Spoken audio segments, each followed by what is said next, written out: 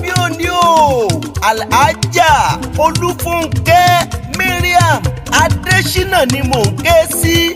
Inú ilé lọ́ba wà ní owó ta, ẹ̀kùlé lọ́ba wà ní owó ọ̀dẹ̀dẹ̀. Má ní mo bẹ́ lóye mo pè ọ́ lóko, ó kọ náà ń pọba aládé. Gbogbo ọjọ́ kejìdínlọ́gbọ̀n 28th of April lọ́jọ́ bí rẹ̀ ń wáyé. Ọba tó jẹ́ kí tọdún yìí ó sojú rẹ̀ la mọ̀ kíni. Ọba Aláwù Araman Arohim ní jẹ́ Alimulik Alimutare Aliasisi. Ọba tó ń kí wákàtí márààrún rẹ̀ pè lójoojúmọ́. Ọba tó gbà fún tó sì ń dán lónìí. Ọba tó torí ẹ̀ lọ sí Mẹ́kà lọ sọ̀kò àṣetánì tó dájú. Ó dí ẹ̀sìn Islam mú, òpó ẹ̀sìn Islam ò sì yẹ̀ mọ́ ọ lọ́wọ́. Máa dúpẹ́ lọ́wọ́ ọba òun náà ni tó ń pè tí ń dán lóhùn tó tún jẹ́ ọ̀sẹ̀ míì lórílẹ̀ alààyè Alhaja Olúfúnkẹ́ o. Tẹ́bà níta ló kọ́ ọ máa fi yé wọn. Ọba akọ́ni ni, alóni ni, apẹ́ni ni, apẹ́ni ni. Òkè pàrásọ lọ́rọ̀ ní jìnnìjìnnì. Ọba tí ń dé ògbálágbára mágolo. Ìmọ̀ ńlá ní jẹ́ arógun má ti dín ni. Ọba ńlá arógun má sojo ní kọ́ kì í séèyàn. Máa fi yé wọn pẹ̀lú Ọlọ́run ló ń ṣe. Alhaja Olúfúnkẹ́ o Mariam Adésínà ó dilé bàbá rẹ̀ tó bí ọlọ́mọ. Ṣebí wọ́n ní kírun àgùnbẹ́ onílé obì báyìí náà ṣe kìran bàbá rẹ̀. Wọ́n á ní ògún onírè ọkọ mi irúmọlẹ̀ tí ń rú mìnìmìnì. Olómi lé bẹ̀jẹ̀wẹ̀ ọ̀làsán lé fi mọ̀kímọ̀ bóra. Ògún aládàá méjì àfikàn sanko àfikèjì yẹ̀nà. Ọjọ́ ògún tí kọ̀lé ọ̀run bọ̀ wáyé. Aṣọ ọ̀nà lè mú bora ẹ̀wù ẹ̀jẹ̀ lọ́wọ́ sọ́rùn. Ògún onílé owó ọlọ́nà ọ̀la. Ògún onílé kángun kángun kángun òde ọ̀run.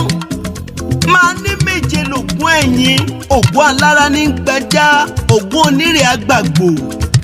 Ògún òkọlà àgbàgbín. Ògún ẹlẹ́mọ̀nà ní gbèsùsù. Ògún akirun àgbàwò àgbò. Ògún gbẹ́nàgbẹ́nà ẹran ní jẹ. Ògún Mákindé àdògún lẹ́yìn odi bí ọ̀bá gbatápà àgbàbókí. Agbawúkúwúkú a sì gbá kẹ̀m̀bẹ̀rẹ̀ òjàre. Ẹ má fìjà ṣeré Ògún olódodo ṣe lògún ẹ̀yìn. Ọmọ olórí náà máa tàbùtù. Alhaja Olúfúnkẹ́ o. Torí wọn ní kírun àgùnbẹ́ onílẹ̀ obì. Onílẹ̀ kọ̀lá onígbó àtàrẹ. Ọmọ olókì lókìrun àti di owó sẹ́rẹ̀ rẹ̀. Àgùnbẹ́ ní awúlẹ̀ dèrè. Ìwọ̀fà bàbá ọpọlọdọ̀ pòǹpò tòrò.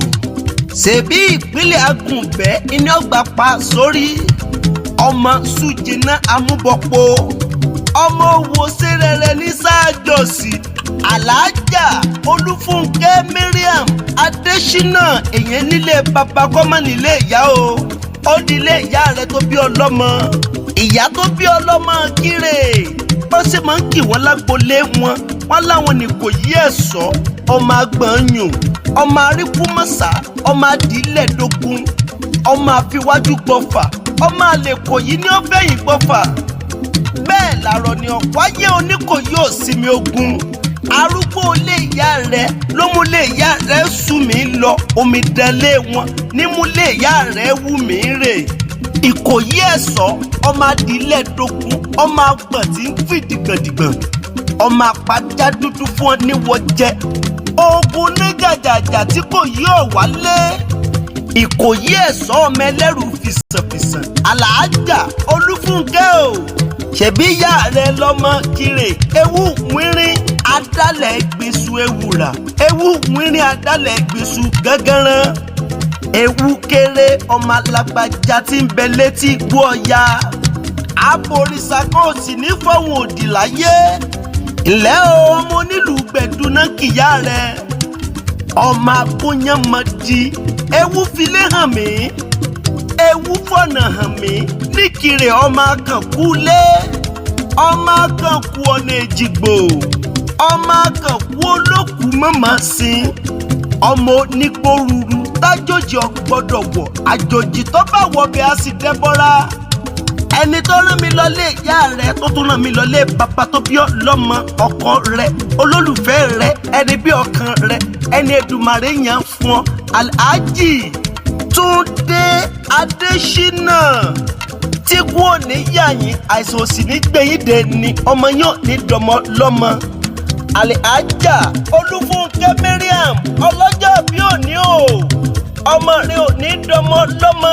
Ẹ bá ń pe Aishat Adéṣínà, medical doctor tí ń bọ̀ lọ́nà, ikú ò ní pọ̀, ò ní sí abẹ́rẹ́ gún o, èèyàn ò sì ní kú sí ọ lọ́wọ́. Ẹ bá ń kí Abdulmalik Adéṣínà, ẹ sì bá ń kí Sheriff Adéṣínà, ẹ bá ń ṣètọ́jú Àlíà Adéṣínà o.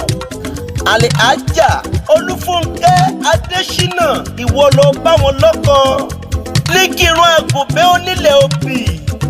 Ẹ bá ń kí gbogbo agbóòrò pété onílẹ̀ kọ̀lá onígbó àtàrẹ, ìkìrun àgùnbẹ́ onílẹ̀ òbí, ìkìrun àgùnbẹ́ awúlẹ̀ dèrè ìwọ̀pá bábọ́ gbọ́lọ̀ kòtòkòrò. Ọkọ rẹ ní Èdùmàrè yàn fún ẹ ló pé mi PTA akéwì àtùpọ̀rọ̀, àkọ́kọ́ akéwì fún gbogbo ilẹ̀ Yorùbá, kí n máa sọ wípé Alhaja Olúfúnkẹ́ Mariam Adéṣínà, ọwọ́ tó fi ṣẹ́gun sí ló fi jọ bẹ́ẹ̀ bẹ́ẹ̀. Happy birthday, ìgbà ọdún ọjọ́ kan ni.